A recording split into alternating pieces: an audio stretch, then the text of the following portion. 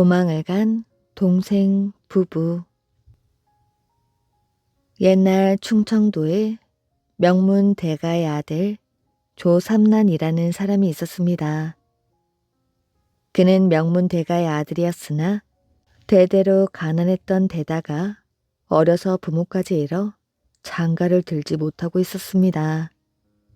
그 형도 글은 잘하였지만 포부가 적어 스스로 생계를 도모하지 못하였지요. 조삼란은 나이 30이 다 되어 형이 친구들에게 도움을 청하여 채단을 마련하고 서로 비슷한 혼처를 구하여 배필을 택했습니다. 궁한 사람이 궁한 사람과 만난 것이었습니다.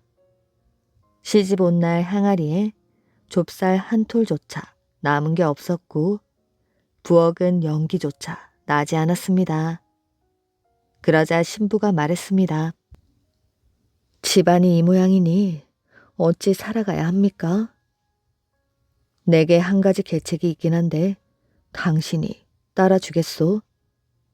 죽음도 피하지 않을 텐데 어찌 삶을 마다하겠습니까? 굶기를 밥 먹든 하는 처지에 저 채단은 어디다 쓰겠소? 저걸 팔도록 합시다. 수십 개미는 받을 터이니 당신과 멀리 도망가서 대로변에 집을 사가지고 살아봅시다. 우선 술 장사를 하여 그 이문으로 이자를 놓고 돈이 좀 벌리면 집을 늘려 안방을 깨끗하게 꾸미고 술집을 표시하는 깃발을 걸고 허름한 여관방을 열어놓고 오가는 상인들을 받되 나는 객주의 심부름꾼이 되고 당신은 술청의 꽃이 되어 10년을 기약하여 수만 양의 재산을 모은 다음 그때 가서 옛 가문을 회복하면 어떻겠소? 참으로 어려운 일입니다. 어려운 일을 극복하지 않으면 어떻게 쉬운 일을 도모하겠소? 그럼 남편의 말을 따르도록 하지요. 드디어 채단을 팔아 남편과 아내는 한밤중에 도망을 갔습니다. 형은 집이 가난하였기 때문에 아우가 견디지 못하여 도망을 갔다고 생각하고 책을 볼 마음도 남을 대할 면목도 없었습니다. 그로부터 6년 뒤 그 형은 생계가 더욱 궁핍해져 굶주린 기색이 얼굴에 나타나고 떼국이 온 몸에 흘러 허름한 가세에 뒤축이 떨어진 신을 끄는 모양이 영락 없는 거지의 형상이 되고 말았습니다. 그는 동생의 종적을 찾으려고 팔방으로 떠돌아 다니느라 실컷 고생을 하고 전주에 당도하게 되었습니다. 관내에 큰 객점이 있었는데 한 미인이 술청에 앉아 있었지요. 지팡이를 세우고 눈을 들어 바라보니 바로 자기 제수였습니다. 혹시 닮은 사람이 아닐까 싶어 유심히 살펴보아도 틀림없이 다른 사람은 아니었습니다. 그는 크게 한숨을 쉬고 탄식하며 술집 깃발을 걷고 안으로 들어갔지요. 재수씨, 이게 어찌된 일입니까? 아주버님, 우리에게 따지러 오셨습니까? 내 행로에 시달려 목이 마르니 우선 목이나 축이게 술이나 한 잔 주시오. 그는 술을 받아 쭉 들이키고는 다시 물었습니다. 아우는 어디 갔소? 장사일로 가까운 장터에 갔습니다. 여기서 기다리다 오거든 만나보고 하룻밤 묵어가겠소. 그럼 방으로 들어가시지요.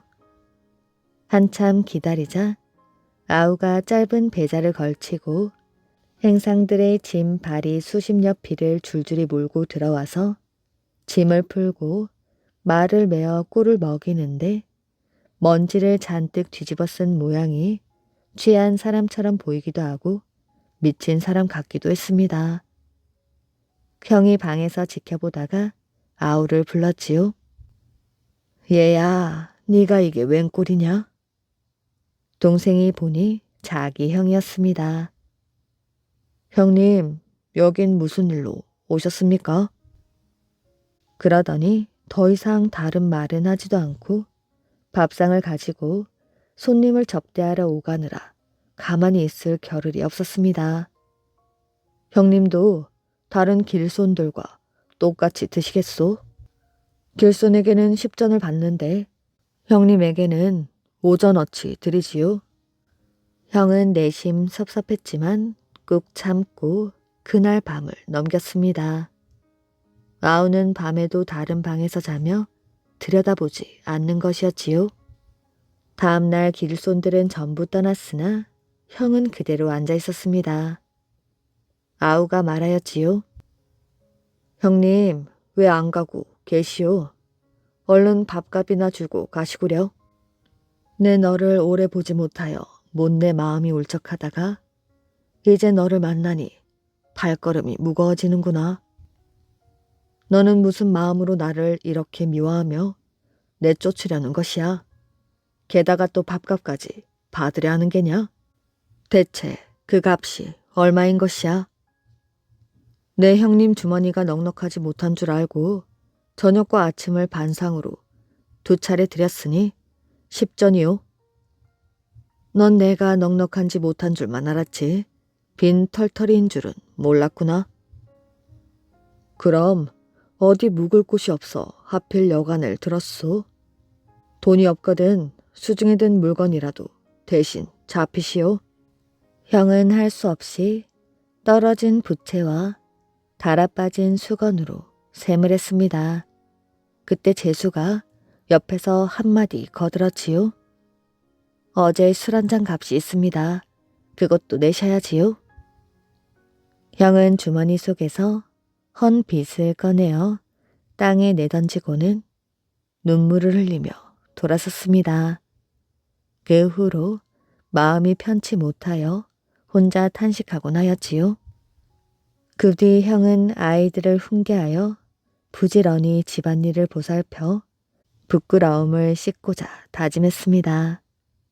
4, 5년 지내는 동안 추우나 더우나 아우를 원망하며 세월을 보내고 있었지요. 그러던 어느 날 한 손님이 준말을 타고 가벼운 갑옷을 입고 찾아왔습니다. 그 손님은 방 안으로 들어와 공손히 절을 하고 주저주저하는 모습을 보니 바로 자기 아우였지요. 형은 화가 나서 꾸짖었습니다. 너도 사람 노릇을 할 날이 있느냐? 죄송합니다, 형님. 우선 제 말을 들으십시오. 제가 집을 떠날 때 가난을 이기지 못해 집사람과 몇 년 계획을 세웠습니다. 닥치는 대로 손을 대어 가게를 열어 장사를 하고 물건을 팔아 이문을 남기기에만 골몰하였지요. 이런 판국에 어찌 형제간에 정을 염두에 두겠습니까? 전에 형님께 원수처럼 대한 것은 사람답지 못하게 돈벌이를 하기 때문에 인정을 끊으려고 그렇게 했던 것입니다. 무슨 다른 뜻이 있겠습니까? 이제 저는 수만 금의 돈을 모아 아무 고을 아무 마을에다 집터를 정하고 2,000석의 땅을 마련했습니다. 1,000석은 큰 집 장토요. 나머지 1,000석은 작은 집 장토로 몫을 정했고 산기슭을 끼고 동서로 각기 50간씩 기와집을 지었는데 몸체, 사랑채, 대청, 마루부엌, 창고 등이 똑같고 기물과 의복, 서책도 서로 비슷한데 다만 큰 댁 사당에 3칸이 더 있습니다.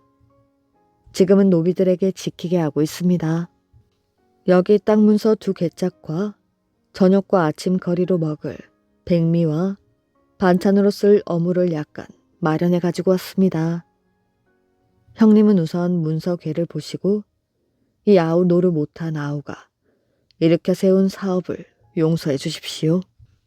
내일 날이 밝거든 이 보잘것없는 집과 쓸모없는 물건들을 모두 버리고 식구들만 데리고 저리로 가서 부잣집의 늙은 주인이 되시면 기쁘겠습니다. 형은 말을 모두 듣더니 화가 조금 누그러져 등불을 켜고 마주 앉아 이야기를 나누었습니다. 집이 가난한데 재물을 모았으니 물론 가상한 일이나 우리 같은 양반 가문에 흠이 아닐 수 없으니 이를 어쩌면 좋겠느냐.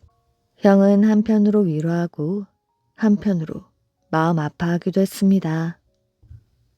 다음 날 말을 빌려서 낡고 지저분한 것들은 버리고 온전한 것과 대대로 전해오는 문부만 수습하여 아우가 앞장서고 형이 뒤따라 이사를 했습니다. 집을 지키던 비복들은 나를 잡아 기다려서 성대하게 음식을 마련하고 맞이하였지요. 그 뒤 아우가 형과 상의하여 빈객을 초청하여 잔치를 벌였습니다. 그런데 잔치가 끝날 무렵 아우가 말했습니다. 내가 만약 여기서 그친다면 한갓 몰입에 지나지 못할 것입니다. 이제부터는 집안일을 돌보지 않고 사서 삼경을 읽어 급제하여 허물을 씻으려는데 어떻겠습니까? 빈객과 여러 벗들이 고개를 저었습니다. 이미 이토록 부유한데 자네의 계획은 어려울 듯 싶네. 어려운 일을 극복하지 않으면 어찌 쉬운 일을 도모하겠는가? 그는 일을 잘 보는 영리한 자를 큰 집과 작은 집의 마름으로 삼아 제반 출납과 빈객을 영송하는 등의 모든 일을 처리하도록 하고는 절로 들어가 제일 좋은 한적한 방을 잡아 주야로 그릴기에 몰두했습니다. 5년 뒤 그는 어느 글이나 막힘이 없었습니다. 그래서 창원 급제하게 되었지요. 그리고는 곧 육품으로 벼슬을 하여 사원부, 사관원을 거쳐 홍문관 교리에 이르게 되었습니다. 세상에선 그를 조삼난이라 칭하는데 사대부의 심지로서 부인과 함께 술 장사를 한 것이 첫째 어려운 일이고 오래 헤어졌던 형이 하룻밤 묵어가는데 밥값을 받아낸 것이 둘째 어려운 일이고 치부한 뒤 집안 살림을 돌보지 않고 독서를 하여 공명을 이룬 것이 셋째 어려운 일이었다고 합니다. 아내와 약속한 7년. 옛날 독일에 하인 리라는 공작이 살고 있었습니다. 그 공작은 모험을 좋아하기로 유명하였지요. 어느 날 그는 하인 몇 사람을 데리고 7년 후에 돌아오겠다며 모험을 떠나는 배에 몸을 실었습니다. 하지만 출항한 지 며칠 지나지 않아 배는 곧 거대한 폭풍우를 만나 음식 창고가 산산조각나고 말았지요. 다행히 배는 가라앉지 않아 사람들의 목숨을 구할 수는 있었으나 문제는 식량이 하나도 남지 않았다는 것이었습니다. 그렇게 몇 날 며칠이 지나고 사람들은 배고픔에 정신을 차릴 수 없을 지경이 되었습니다. 살아남기 위해서는 서로를 잡아먹을 수밖에 없는 극한 상황이었지요. 결국 배 위의 사람들은 제비 뽑기로 잡아먹힐 사람을 결정하기로 하였고 이렇게 해서 살아남기 위한 처절한 경쟁이 시작되었습니다. 다행히 하인 리는 마지막 두 사람이 남을 때까지 살아남을 수가 있었지요. 그런데 마지막에 하인 리와 함께 남은 사람은 다름 아닌 자신의 하인이었습니다. 하인은 마지막 게임은 자신이 양보하겠다고 하였으나 하인 리는 공정히 게임을 하자고 하였습니다.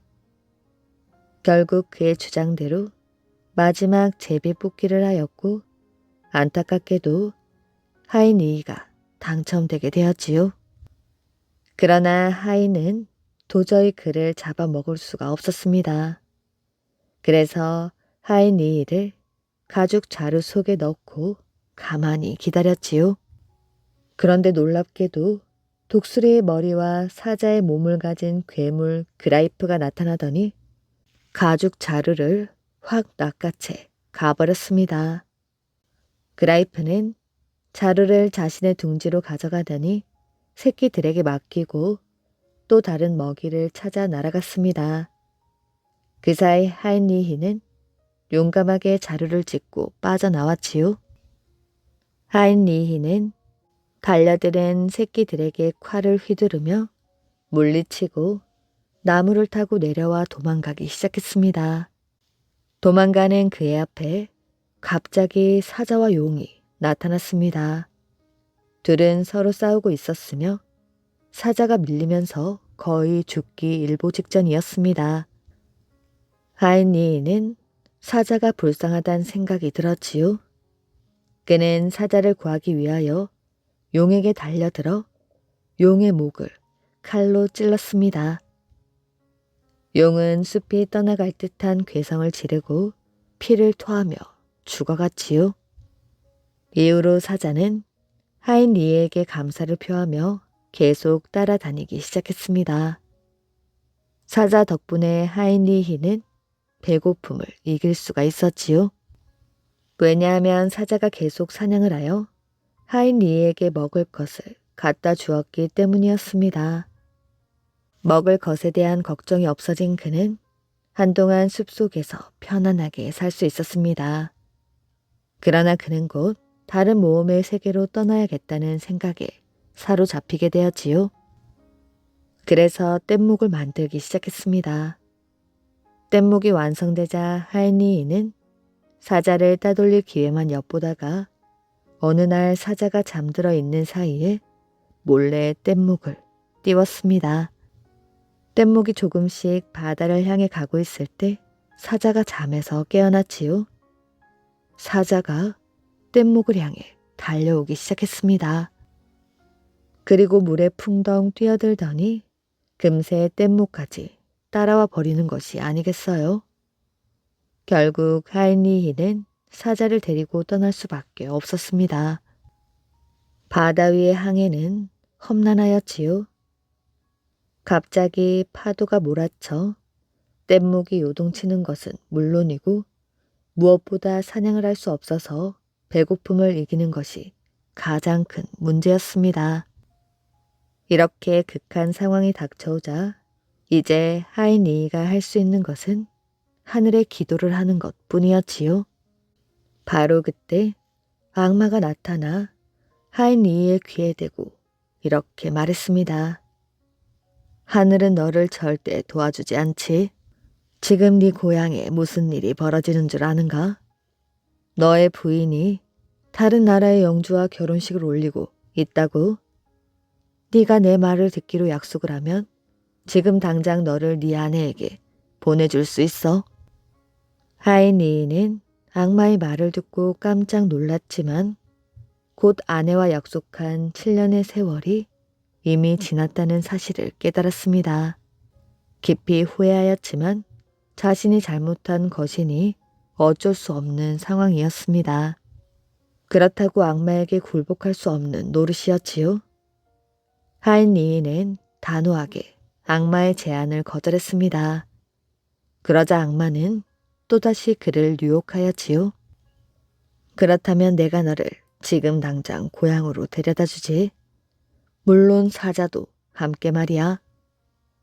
대신 너를 먼저 데려다 주고 내가 다시 사자를 데리고 돌아왔을 때 네가 자고 있으면 너는 나의 말에 복종해야 돼. 만약 자고 있지 않으면 내가 진 것으로 하겠다. 하인리히는 아내가 있는 곳에 너무나 가고 싶었고 또 악마를 이길 자신이 있었기에 그 말에 동의하고 말았습니다. 악마는 먼저 눈 깜짝할 사이에 하인리히를 고향으로 옮겨 놓았지요. 그리고는 다시 사자를 데리러 갔습니다.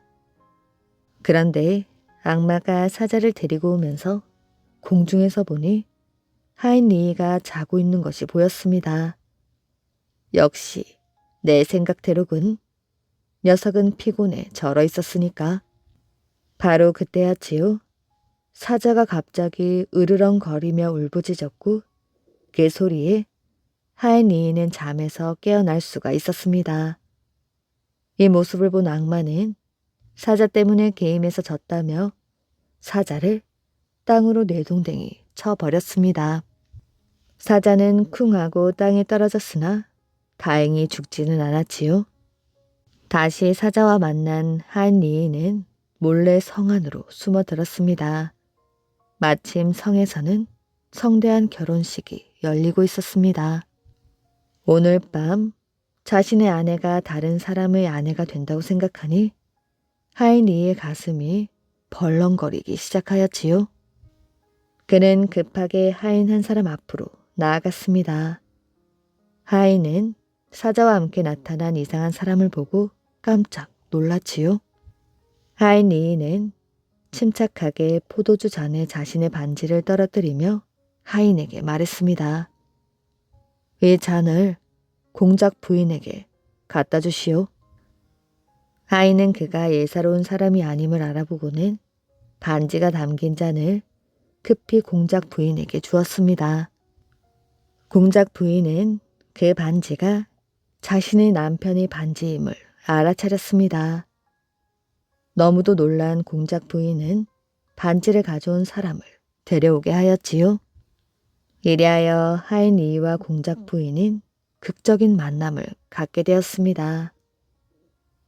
그를 알아본 공작 부인은 기절할 정도로 놀랐으며 자신이 한 행동 때문에 당황해하며 어쩔 줄을 몰라 했습니다. 그러나 남편은 침착하게 말하였지요. 당신은 아무 잘못이 없소. 모든 것이 내 잘못이지. 이 일은 내가 알아서 처리할 것이오.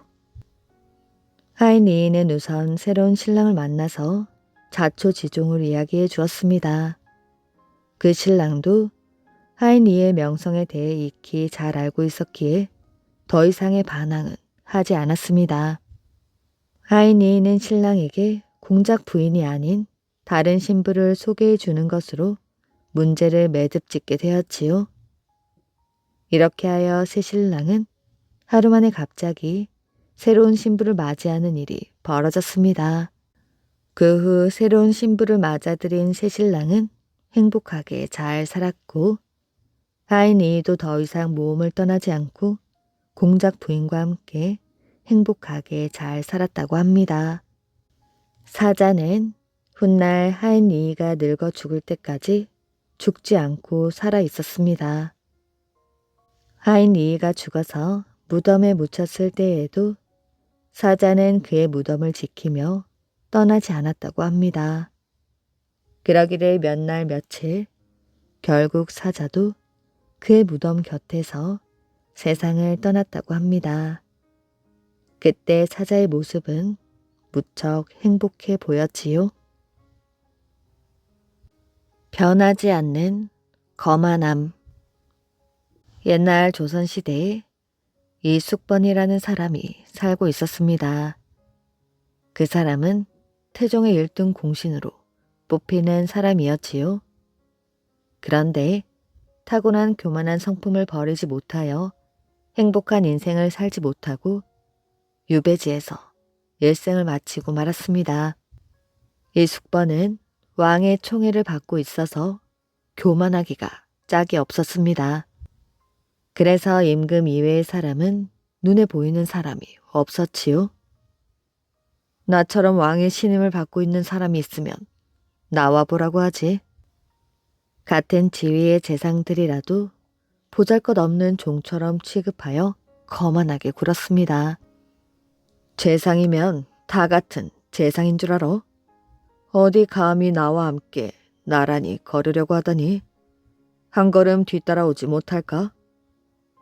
재상들에게만 못되게 구는 것이 아니었습니다. 때로는 임금에게까지도 그 교만함은 남아있었지요.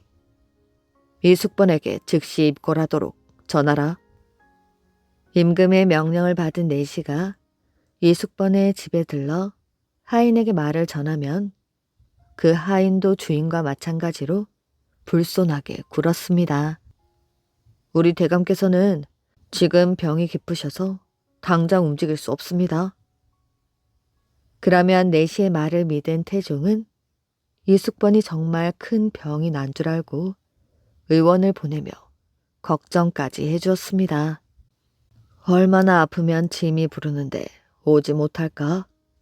이숙번이 많이 아프다고 하니 속히 다시 가서 병문안을 궁중의 의원을 보내도록 하라. 내시가 임금의 문안을 전하러 다시 그 집에 들어가면 이숙번의 집 안에서는 흥겨운 음악 소리가 들려왔습니다. 그가 이렇듯 하늘 높은 줄 모르고 교만하다는 것을 태종도 잘 알았지만 자신을 도와 임금 자리까지 오르게 해진 공신을 어쩌지 못하여 그냥 모르는 척했습니다. 또 이숙번은 자기가 누구에게 벼슬을 주고 싶으면 그 이름을 종이에 써서 재상에게 몰래 건네주었지요. 은근히 협박까지 하면서 벼슬을 주도록 하니 이숙번과 친한 사람들은 모두 높은 자리에 앉게 되어 그 세력이 하루가 다르게 커져만 갔습니다.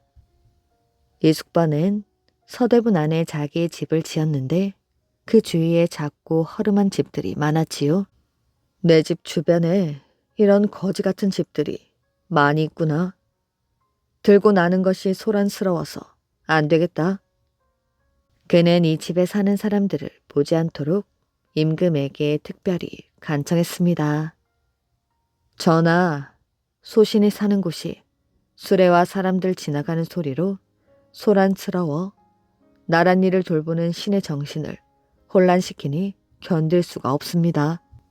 맑은 정신으로 전하를 보필할 수 있도록 조용한 분위기를 허락하여 주십시오.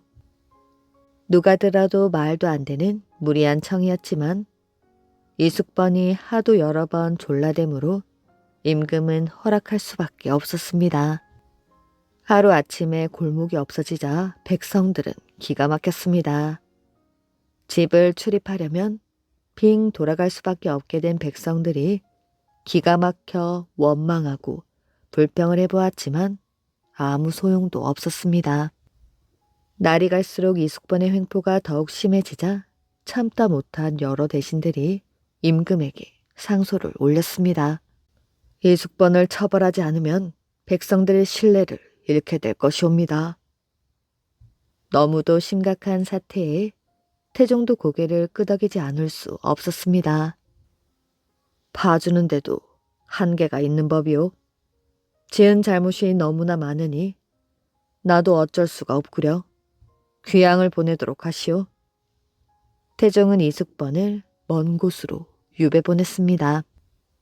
그가 저지른 죄는 마땅히 사형에 처해야 하지만 공신이었기 때문에 목숨만은 살려준 것이었지요. 세월에 느르고 흘러 태종이 물러나고 세종이 새 임금이 되었습니다.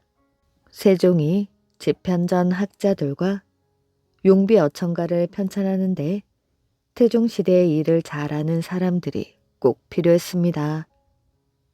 누구 적당한 사람이 없겠소? 전하, 그 일이라면 귀양간 이숙번이 잘 알고 있사옵니다. 한동안 생각한 뒤에 세종이 말했습니다. 그렇다면 잠시 이숙번을 유배지에서 데려오시오. 이숙번은 부름을 받자 곧 대궐에 들어왔습니다. 당시의 재상들이 모두 그의 후배이므로 여럿이 나가 정중히 절하며 맞아들였지요. 그러자 이숙번은 거만하게 인사를 받으며 말했습니다. 저 사람은 어렸을 때 꽤 영특하더니 귀엽고 한자리 하는군. 또 자네는 성실하여 잘 될 줄 알았는데 과연 내 예감이 맞았어? 여러 대신들은 아직도 세도가 당당한 그의 말에 기가 막혀 입을 떡하니 벌렸습니다. 오랫동안 유배지에서 있었기 때문에 교만함이 좀 꺾인 줄 알았는데 하나도 변함이 없었기 때문이었습니다. 그런 것을 모르고 있을 세종이 아니었지요. 다시 유배지로 보내도록 하라. 책의 편찬이 끝난 뒤 이숙번은 세종의 어명에 따라 유배지인 경상도 함양으로 돌아가 그곳에서 죽었습니다. 죄를 용서받을 수 있는 좋은 기회를 얻었으나 끝내 교만함을 버리지 못하여 귀양지에서 일생을 마치게 된 것이었습니다. 과부와 아들, 형제. 옛날 어느 곳에 한 과부가 살고 있었습니다. 과부에게는 아들 형제가 있었는데 큰 아들은 장가를 가 살림을 차렸고 작은 아들과 함께 살고 있었지요. 어느 날 어머니가 병으로 눕게 되었는데 도무지 무슨 병인지 알 수가 없었습니다. 걱정이 된 동생은 형을 찾아가 보았습니다. 의외로 형은 무심하였지요. 죽든 말든 내 알 바 아니라는 태도에 동생은 하는 수 없이 점쟁이를 찾아갔습니다. 점이라도 쳐볼까 해서였지요. 그 점쟁이는 녹일국에 가서 정명수를 사다 먹여야 나을 병이라고 점괘를 알려주었습니다. 동생은 막막했지요. 녹일국이라니 듣도 보도 못한 곳이었습니다. 그는 다시 형을 찾아가 의논을 하려고 하였습니다. 녹일국이 어디에 있는 줄 알고 하는 소리야? 이 어리석은 놈. 함께 녹일국에 갔다 오자는 동생의 말에 형은 화를 내었지요. 그럼 형님은 못 가시겠다는 겁니까? 못 가지. 어머님이 그 때문에 돌아가신데도 상관이 없다는 것이군요. 그래, 내 목숨을 걸고 약을 구하러 가긴 싫단 말이다. 동생은 단념하였습니다. 이쯤이 되면 아무리 설득해 보아도 소용이 없는 일이었지요. 동생은 동네 어른들을 찾아다니며 녹일국이 어디에 있는가를 물어보았습니다. 어르신들은 석 달 열흘을 꼬박 배를 타고 가야 한다는 머나먼 고장이라고들 하였지요. 동생은 어머님을 살려야겠다는 일념에서 그 머나먼 고장을 찾아가기로 결심했습니다. 다행히 그에게는 모아두었던 돈이 있어 그 돈으로 배를 빌렸지요. 배가 고향을 떠난 지 얼마 되지 않아 커다랗게 입을 벌리고 배를 집어삼킬 듯이 덤벼드는 물고기같이 생긴 괴물을 만났습니다. 그는 당황했지만 가까스로 마음을 진정시키고 배를 멈춘 뒤 눈을 감고 기도를 드렸습니다.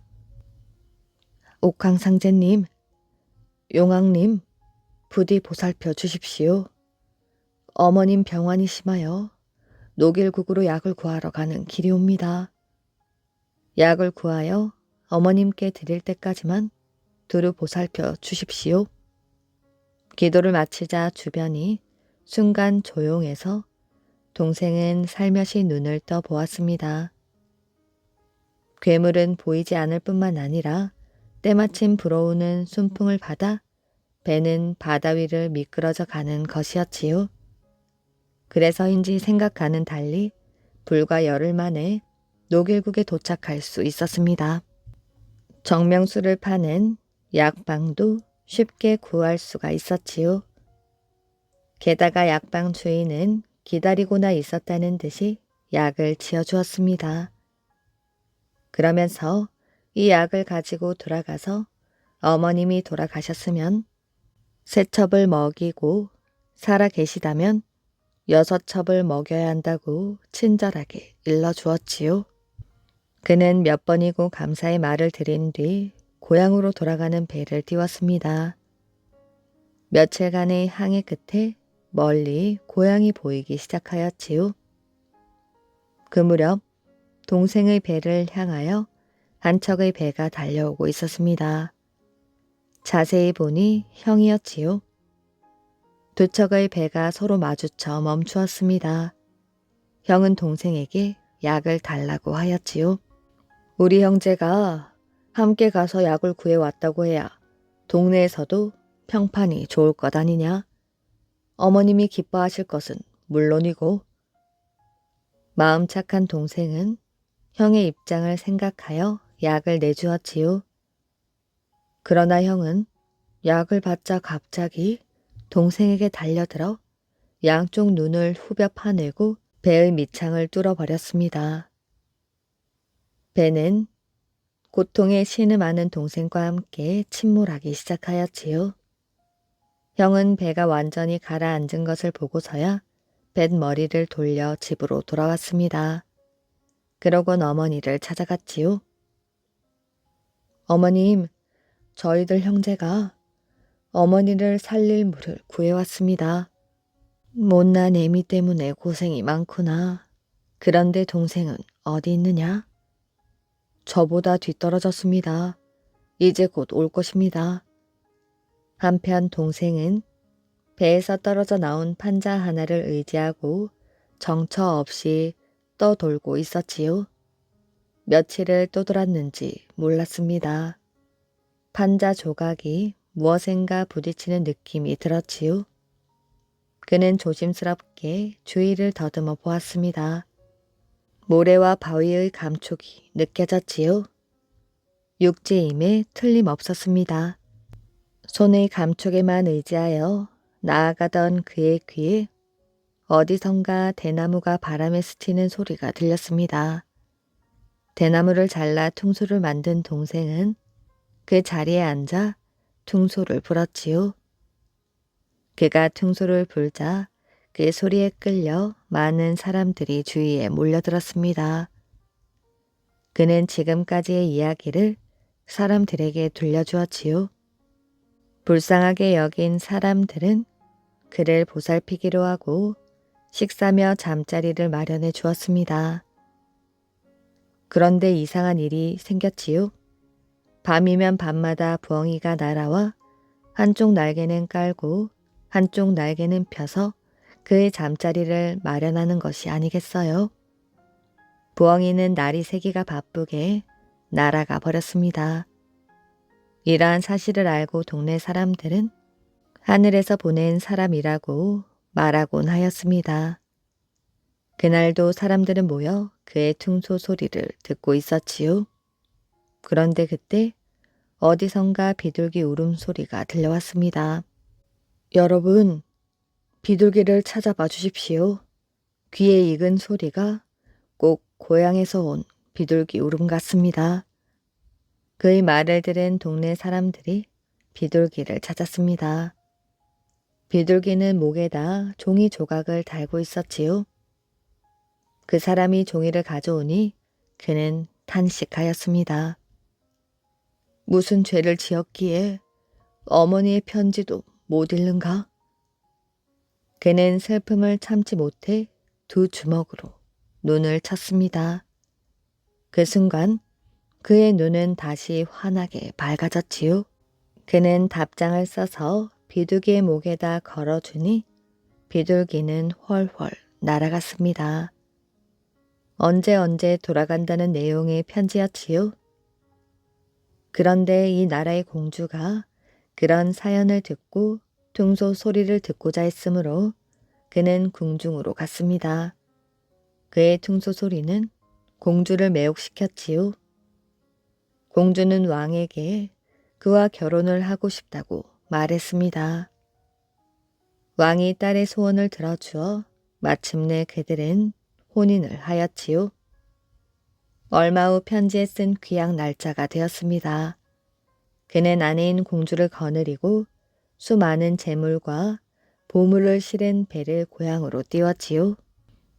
한편 어머니의 병은 완쾌되어 있었습니다. 그러나 돌아오지 않은 작은 아들의 생각에 시름이 그치질 않았지요. 그러던 어느 날 한 마리의 비둘기가 아들의 소식을 전해왔습니다. 어머니는 자나깨나 아들이 돌아올 날을 기다렸지요. 맏아들은 갑자기 명랑해진 어머니가 이상하게 생각되었습니다. 그래서 하루는 어머니가 없는 틈을 타서 상자를 뒤져보았더니 그 속에서 동생의 편지가 나오는 게 아니겠어요? 형으로서는 좋은 소식이 아니었습니다. 어떻게 해서든지 동생을 없애야겠다는 일념에 사로잡혔지요. 동생이 온다는 날 형은 마을의 싸움꾼을 데리고 배를 띄웠습니다. 동생이 고향에 도착하기 전에 없애버리자는 심산에서였지요. 동생이 타고 오는 배가 보이기 시작했습니다. 동생도 형을 보았습니다. 분노보다는 기쁨이 앞섰지요. 그러나 선체가 서로 맞부딪히자 형의 배에서 장정들이 우르르 몰려들어 동생의 배를 습격하는 것이었습니다. 싸움이 일어난 것이었지요. 그러나 이러한 사태를 전혀 예상하지 않았던 동생은 공경에 빠지고 말았습니다. 그때 어디선가 7마리의 비둘기가 날아왔지요. 비둘기는 몸에 휘감고 온 모래를 형의 배에다 뿌렸습니다. 그 배에 탔던 싸움꾼들은 모래가 눈 아래 박혀 눈을 뜰 수가 없었지요. 앞 못 보는 장님과 싸움을 하는 격이었습니다. 동생 배에 있던 사람들은 싸움꾼들을 모두 바다에 빠뜨려 쉽사리 상대방을 물리칠 수 있었습니다. 형도 싸움꾼들과 운명을 같이 하였지요.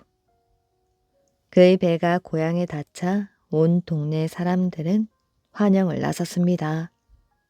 어머니는 자신의 병을 낫게 한 작은 아들과 감격적인 상봉을 하였고 공주인 며느리의 대접을 받으며 행복하게 살 수 있었다고 합니다.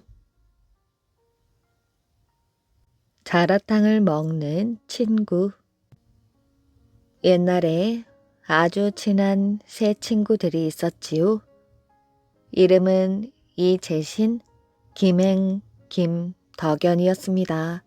이들은 한 곳에서 함께 시험을 보기 위해 과거 공부를 하였지요. 그런데 김행과 김덕연은 자라탕을 즐겨 먹었습니다. 그걸 본 이재신이 침을 뱉으며 나무랐지요. 그런 흉측한 것을 어찌 선비가 가까이 할 수 있겠는가? 선비 집안에 태어난 사람으로서 자라를 먹는 놈은 사람이라 할 수 없네. 어째서 오랑캐가 되려고 하는가? 김행과 김덕연은 서로 눈짓을 하였습니다. 두고 보자. 김덕연의 별장이 성산이 호숫가에 있었지요. 어느 날 성산에서 낚시질도 하고 예쁜 꽃도 구경하자 하였습니다. 두 사람은 그날 일찌감치 왔고 다른 손님들도 많이 참석하였지요. 김덕연이 손님들을 위해 점심을 마련하여 구수한 닭국을 큰 그릇에 한 그릇씩 내오니 그 냄새가 코를 찔렀습니다. 이재신과 김행과 김덕연 세 사람은 모두 맛있게 그릇을 비웠지요. 김덕연이 재신에게 말했습니다. 다른 건 없고 암탉이 토실토실 살이 쪘기에 닭국을 끓였는데 자네가 맛있게 먹으니 참으로 고맙네. 내 평생 먹어본 닭국 중 이만큼 맛있는 것은 없었네. 더 드시게. 한 그릇 더 주게. 김덕연이 한 그릇 더 내오도록 명하였지요.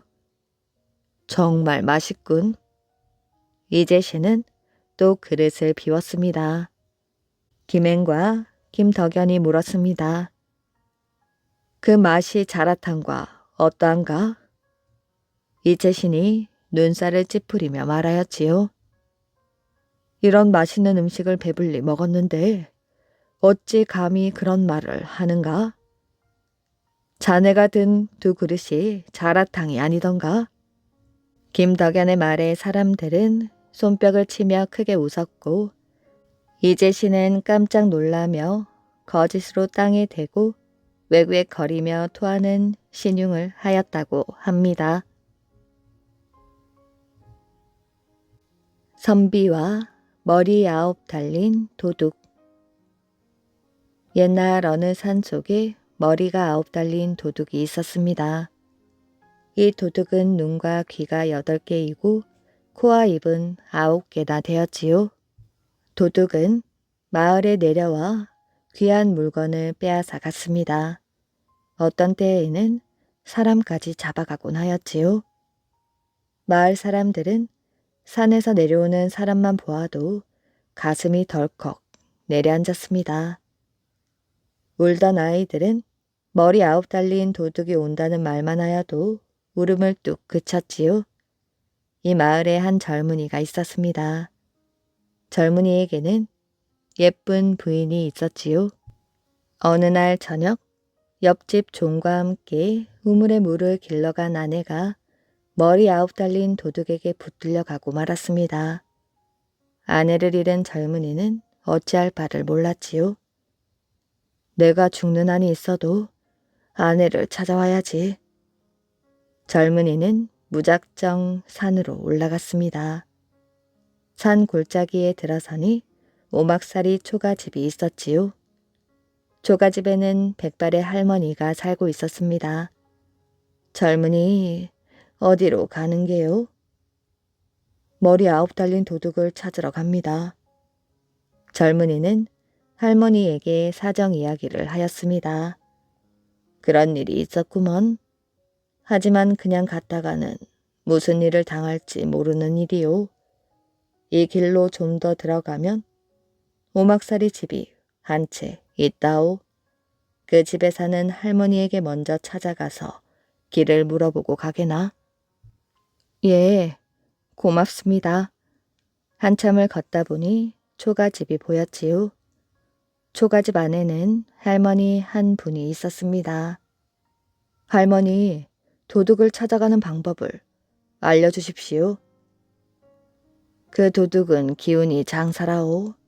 당신 같은 사람이 갔다간 목숨이 위험하니 이걸 먹고 뒷산에 있는 바위를 들어보고 가시오. 할머니는 젊은이에게 커다란 물을 건네주었습니다. 알고 보니 무가 아니라 산삼이었지요. 할머니가 시키는 대로 뒷산에 있는 바위를 들어보았습니다. 바위는 땅에 딱 들어붙어 끄떡도 하지 않았지요. 여보게, 아직 그 힘으로는 도둑을 잡을 수 없네. 하나 더 먹게. 할머니는 산삼을 하나 더 주었지요. 젊은이는 산삼을 먹고 다시 뒷산에 올라가 바위를 들어보았습니다. 이번에는 간신히 무릎까지 들어올렸지요. 아직도 안 되겠네. 할머니는 다시 젊은이에게 여러 개의 산삼을 주었습니다. 이번에는 커다란 바위를 번쩍 들어 올릴 수가 있었지요. 그만하면 도둑과 싸울 수 있겠군. 맨손으로는 어려울 테니 이 칼도 가지고 가게. 할머니는 젊은이에게 긴 칼을 주었습니다. 할머니 고맙습니다. 이 은혜를 어찌 갚을까요? 은혜라니, 그저 나쁜 도둑이나 없애주면 그만이지. 저 길로 가다 보면 발길에 돌이 차일 것세. 그 돌을 들어보면 구멍이 뚫려 있는데 그 구멍이 도둑의 집으로 가는 길이라네. 젊은이는 산 길을 혼자서 뚜벅뚜벅 걸어갔습니다. 우거진 길을 한참 걷다 보니 발끝에 돌이 차였지요. 돌을 들어보니 그 밑에 조그만 구멍이 뚫려 있었습니다. 구멍을 파고 들어가 보니 으리으리한 기와집이 나왔지요. 대문 안에 대문이 있고 그 안에 또 대문이 있었습니다. 9 대문을 열고 들어가자 도둑이 있는 방이 나왔지요. 젊은이는 우물가에 서 있는 커다란 버드나무 위로 올라갔습니다. 버드나무 위에서 도둑의 집을 들여다 보았지요. 그때 어떤 여자가 우물에 물을 길러 나왔습니다. 자세히 보니 젊은이 아내와 함께 붙들려 온 옆집 종이었지요. 젊은이는 버들잎을 한 줌 떨어뜨렸습니다. 버들잎은 종의 물동이에 떨어졌지요. 종이 나무 위를 희끗 올려다 보았습니다. 쉿! 젊은이는 입에 손가락을 가져다 대었지요. 종은 사방을 두리번 거리더니 내려오라고 손짓을 하였습니다. 젊은이는 종을 따라 도둑의 집으로 들어갔지요. 종은 젊은이 귀에 입을 바싹 가져다 대었습니다. 도둑은 아직 돌아오지 않았어요. 저 방에 있다가 도둑이 잠들면 그때 잡으셔요. 종은 젊은이를 어두운 방에 숨겨주었습니다. 아내에게 남편이 왔다는 이야기도 해주었지요. 가만히 앉아서 이 집 주인을 기쁘게 해주겠는걸? 그게 무슨 말씀이십니까? 종은 의아한 듯이 아내를 바라보았습니다. 누가 여기까지 오라 했나? 제 발로 죽으러 온 모양이지. 어찌 그런 말을 하셔요? 종은 아내를 이해할 수 없었습니다. 젊은이는 옆방에서 아내가 하는 말을 모두 듣고 있었지요. 아니, 어쩜 저럴 수가 있단 말인가? 위험을 무릅쓰고 여기까지 왔건만. 젊은이는 화가 나서 견딜 수가 없었지요. 그날 밤 도둑이 나타나기만을 기다렸습니다. 얼마 뒤 천둥 같은 소리를 내며 도둑이 돌아왔습니다. 그때 젊은이의 아내가 웃으며 도둑을 맞았지요. 당신이 없는 사이에 앉아 한 사람을 잡아놓았답니다. 그게 무슨 말이냐? 어서 저녁이나 드셔요. 먹으리 대단한 놈은 아닙니다. 옆방에서 듣고 있던 젊은이는 칼을 뽑아 들고 마당으로 나왔습니다. 머리 아웃 달린 도둑놈아, 어서 나와 내 칼을 받아라. 도둑은 벌떡 일어나 밖으로 나왔습니다. 도둑도 칼을 들고 마당으로 나왔지요. 아내와 종은 무서워서 벌벌 떨며 지켜보고 있었습니다. 칼날 부딪히는 소리가 요란하게 들렸지요. 그 순간 무엇인가 뚝 떨어지는 소리가 들렸습니다. 머리 아웃 달린 도둑의 머리였지요. 9개나 되는 도둑의 머리가 하나씩 잘려나갔습니다. 젊은이는 마당 한가운데 서서 아내를 보았습니다. 아내는 새파랗게 질려 벌벌 떨고 있었지요. 어떻게 나를 배신할 수가 있소? 젊은이는 아내를 도둑과 함께 없애버렸습니다. 그 후 젊은이는 자신을 믿고 도와준 종과 결혼하여 산 골짜기에 집을 짓고 행복하게 살았다고 합니다. 무뿌리가 된 산삼. 옛날 매봉산에는 마음씨 좋은 산신령이 살고 있었습니다. 산신령은 매봉산뿐 아니라 그 주변에 있는 마을까지 두루 지키고 있었지요. 산신령은 산 속에 앉아 있으면서도 산이나 마을에서 일어나는 일을 손바닥처럼 들여다볼 수 있었습니다. 하루는 마을 쪽을 내려다보던 산신령이 안타까운 듯이 중얼거렸습니다. 저런 나무꾼 총각이 눈물을 흘리고 있구나. 늙고 병든 어머니를 낫게 해달라고 간절히 기도하면서 말이지. 산신령은 나무꾼을 도와주어야겠다고 마음먹었습니다. 그래서 눈을 감고 주문을 외우기 시작하였지요. 산신령의 주문이 끝나자마자 나무꾼은 갑자기 산에 가고 싶어졌습니다. 그래서 빈 지게를 지고 집에서 나왔습니다. 이제 나무꾼 총각을 직접 만나봐야지. 산신령이 주문을 외우자 어린 산의 아이로 변하였지요. 산의 아이로 변한 산신령은 천천히 산을 내려갔습니다. 나무꾼이 고갯길을 올라오고 있었지요. 산의 아이는 나무꾼과 마주치자 이렇게 말했습니다. 부모님과 같이 산에 왔다가 길을 잃었어요. 저를 산 아래 마을까지 좀 데려다 주세요. 나무꾼이 말했습니다. 산속을 헤매고 다니느라 고생이 많았겠구나. 얘야, 하지만 이제 안심하거라. 내가 안전하게 아랫 마을까지 데려다 주마. 나무꾼은 산의 아이를 데리고 마을을 향해 산을 내려가기 시작했습니다. 그때 산의 아이가 품속에서 산삼을 꺼내 보이며 나무꾼에게 말하였지요. 이 고개 너머 숲의 무밭에서 이것을 캤습니다. 어머니께 드리면 기운을 차리시게 될 거예요. 산의 아이는 산삼을 무라고 말하며 나무꾼에게 주었습니다. 이때 맞은편 숲에서는 욕심꾸러기 영감이 나무를 하고 있었습니다. 그러다가 산의 아이가 하는 말을 들었지요. 가만히 있자. 저건 무가 아니라 산삼이잖아. 고개 너머 숲에 산삼밭이 있다 이거지. 영감은 나무꾼이 손에 들린 산삼을 보고 쾌재를 불렀습니다. 그리고는 당장 고개 너머 숲으로 달려갔지요.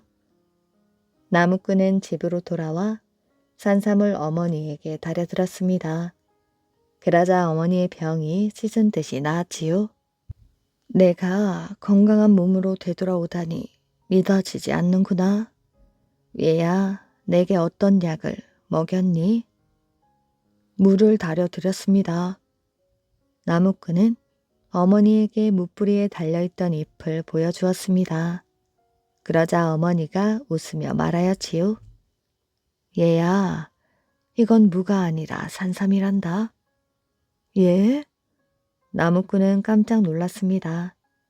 산의 아이가 고개 넘어 숲에 있다고 한 무밭, 아니 삼삼밭이 생각이 났지요. 그래서 한 걸음에 산삼밭으로 가보았습니다. 그러나 이미 한 발 늦었습니다. 욕심꾸러기 영감이 모두 다 캐어가 산삼은 한 뿌리도 남아있지 않았지요. 영감은 산삼을 집에 쌓아놓고 기쁨을 감추지 못하여 연신 싱글벙글 웃고 있었습니다. 이렇게 귀한 산삼을 한꺼번에 얻다니 나는 정말 복을 듬뿍 타고난 사람인가 봐. 영감은 산삼을 어디에 쓸 것인지 궁리를 해보았습니다. 산삼을 다 먹어버릴까? 아니야. 벼슬을 한 자리 못하면서 200살까지 살면 무슨 소용이야? 차라리 산삼을 골원님에게 바쳐 벼슬이나 한 자리 얻자. 영감은 원님을 찾아가 보았습니다. 그러고는 원님에게 산삼을 바치며 벼슬을 달라고 부탁하였지요. 원님은 웃으며 고개를 끄덕끄덕 했습니다. 벼슬을 주지. 주고 말고 귀한 산삼을 가져왔는데 그 정도 부탁도 못 들어주겠느냐? 어서 상자를 열어보거라. 어떻게 생긴 산삼인지 궁금하구나. 예. 영감은 원님이 지켜보는 가운데 상자를 열었습니다. 그런데 상자 속에는 산삼 뿌리가 아니라 썩은 무뿌리가 들어있었지요. 무 썩는 냄새가 코를 찌르고 있었습니다. 그뿐만이 아니었지요. 상자를 열자마자 하얀 연기가 새어나오더니 원님은 그 연기에 눈이 멀어버렸으며 영감은 몸의 절반이 마비되어 버렸습니다. 산신령은 두 사람을 벌주고도 화가 풀리지 않았지요. 고얀 놈, 산삼밭을 망쳐놓아. 이제 아무도 이 고개로 다니지 못하도록 해야겠다. 그래서 산신령은 고개를 칡 덩굴로 칭칭 감아 놓았습니다. 그리하여 그 후로는 사방팔방으로 우거진 칡 덩굴 때문에 그 누구도 고갯길을 다닐 수 없게 되었다고 합니다. 그 뒤부터 사람들은 이 고개를 칡 고개라고 부르게 되었다고 합니다. 이야기 재미있게 잘 들으셨나요? 오늘의 이야기는 여기까지입니다. 오늘도 이야기를 들어주셔서 정말 감사합니다. 오늘도 편안한 밤 되시길 바랍니다.